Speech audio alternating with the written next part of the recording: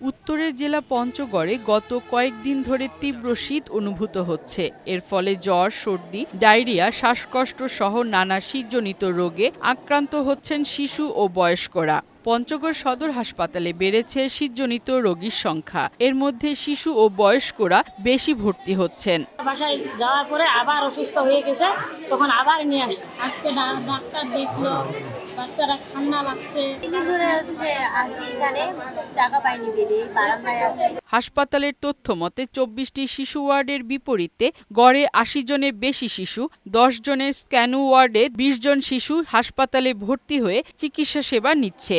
শয্যা সংকুলান না হওয়ায় মেঝে ও বারান্দাতে রেখে তাদের চিকিৎসা সেবা দেয়া হচ্ছে।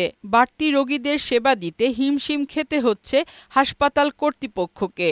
বাড়তি রোগীদের জন্য আমরা সীমিত পরিসরে আমাদের সাধ্য অনুযায়ী পদ্মা দিছি, যাতে শীতের প্রকোপ থেকে রোগীরা কিছুটা হলেও রক্ষা পায়।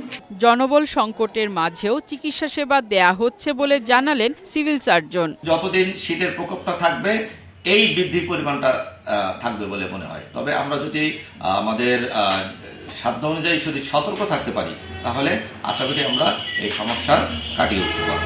১০০ শয্যার পঞ্চগড় আধুনিক সদর হাসপাতালটিতে গড়ে ২৫০ থেকে ৩০০ রোগী ভর্তি হয়ে চিকিৎসা নিচ্ছেন।